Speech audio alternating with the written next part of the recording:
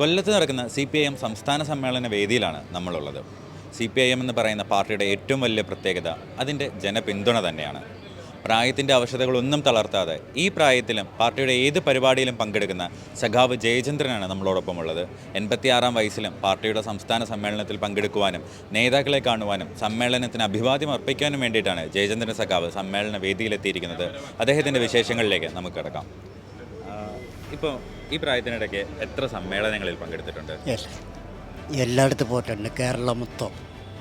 പിന്നെ കണ്ണൂർ, പിന്നെ തിരുവനന്തപുരം, പിന്നെ മധുരൈ, പിന്നെ കോഴിക്കോട്, തൃശ്ശൂർ, പിന്നെ ആലപ്പുഴ. പാർട്ടി നേതാക്കന്മാരൊക്കെ ആയിട്ടൊരു നല്ലൊരു ഓർമ്മകളൊക്കെ ഇല്ലേ? ആ ഓർമ്മകളൊന്ന് പങ്കുവെക്കാമോ?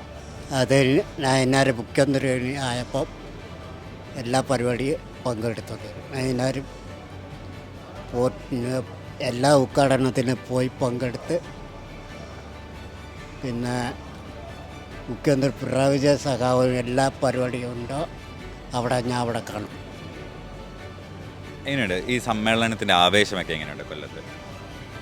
കെമ്പരം പരിപാടി, അടിപൊളി പരിപാടിയാണ്. കോടിയേരി സഖാവും എല്ലായിടത്തും പോയിട്ടുണ്ട്. കോടിയേരി സഖാവ് ജീവിച്ചപ്പോൾ അന്ന് എല്ലായിടത്തും പോയിട്ടുണ്ട് ഉദ്ഘാടനം. ഇനി അടുത്ത തവണ ഇടതുപക്ഷ സർക്കാർ തന്നെ അധികാരത്തിലെത്തില്ലേ? അതൊക്കെ ഇന്ന് കയറും. കോൺഗ്രസോ BJPക്കാർ അന്ന് കയറാൻ പാടില്ല.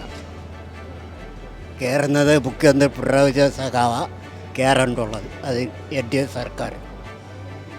സർക്കാരിൻ്റെ വികസന പ്രവർത്തനങ്ങളൊക്കെ എങ്ങനെയുണ്ട്? എല്ലാ സഹായം ചെയ്ത് കൊടുത്തിട്ടുണ്ട് മുഖ്യമന്ത്രി. പിന്നെ മുഖ്യമന്ത്രി പിണറായി വിജയൻ സഖാവ് സീസൺ സഖാത്തിൻ്റെ പെൻഷൻ എല്ലാം അയച്ചു കൊടുത്തു. പെൻഷനൊക്കെ കിട്ടിയായിരുന്നു? എല്ലാവർക്കും അയച്ചു കൊടുത്തു. എല്ലാ വീട്ടിലും പെൻഷൻ എല്ലാം അയച്ചു കൊടുത്തു മുഖ്യമന്ത്രി പിണറായി വിജയൻ സഖാവ്.